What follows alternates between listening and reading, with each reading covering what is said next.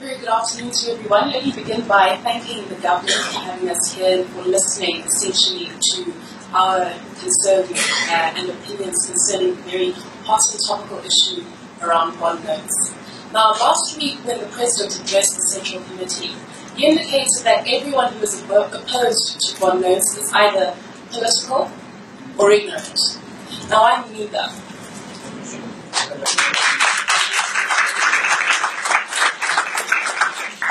I'm approaching this from girl on the street perspective, regular Zimbabwean, who's well versed in the law, qualified.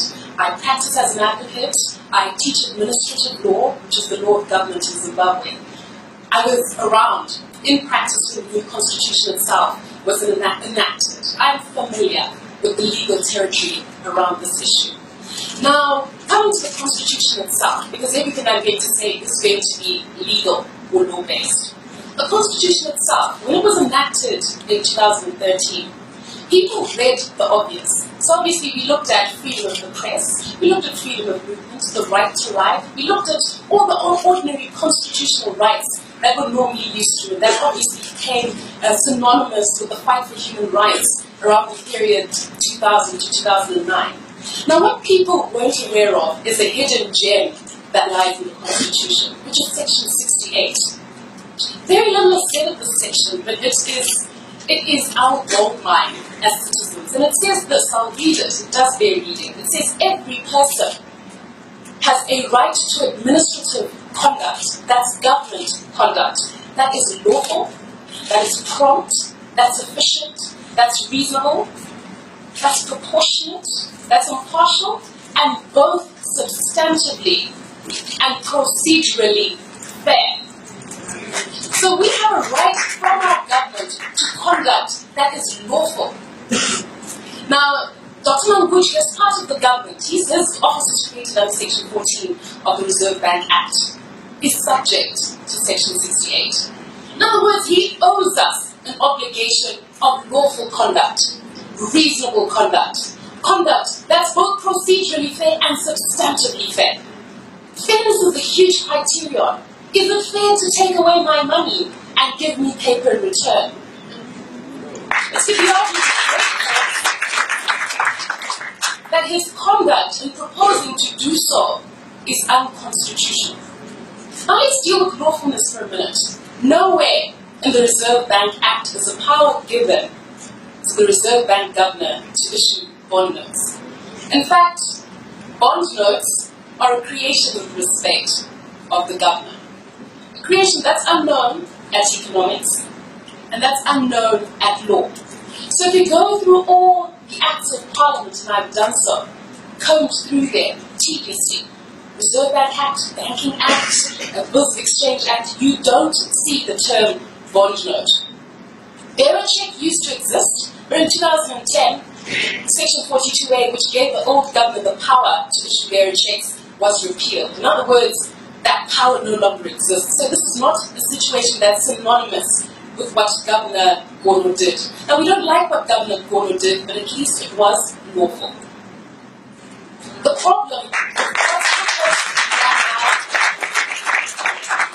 that it's unlawful. Now, you recall from what I read in Section 68 that there's an obligation upon the governor to act in a manner that's reasonable.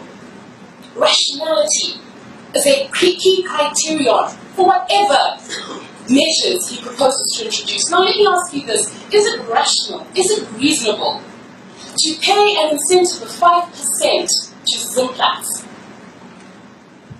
because it's an exporter, and to pay that money with money you borrowed?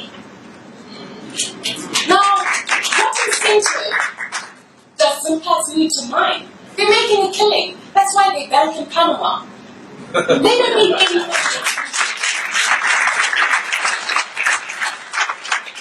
The final question is, obviously, once it's talked about, look, we don't have the terms of this Brexit Bank facility. Now, is it? Is it an agreement that's been entered into? One of the terms, what happens most critically if we default? Because the argument consistently has been that, look, the rate of the bond is going to be 1:1 because we are backed, whatever that means, and I'll deal with that in Q&A, I'm sure will come up. It's backed by this Afrexim Bank facility, it's backed by a loan. The question is, what happens? What does the agreement say about if and when the government fails to pay back that debt? It's obviously unknown as a matter of economics and law that the governor will come and say the rate of a piece of paper is the same as the US dollar. I mean, that economics and the market decide that. If it were that simple, Zuma would have just said, look, the rand is equal to one US dollar. You can't do that.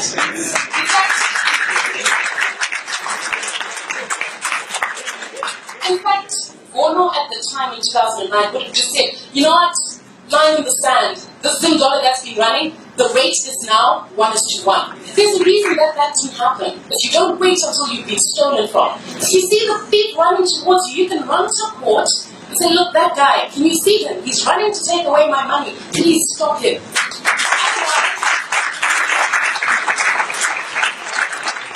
Obviously, I'm not suggesting that the government is going to steal our money. I'm sure he's looking into that. But the point is this, we're entitled to raise the legal questions now. Because we've got a right to conduct that's lawful. When the press statement was announced on the 4th of May, the governor, in my respectful view, had an obligation to first ensure that there was a legal framework that supported what he proposed to do. Not to think about the law as an afterthought. Ex post facto, oh, by the way, let me see what provision I can sort of fit into this definition. With respect, that's not the way to go. So I think that will be my address. It's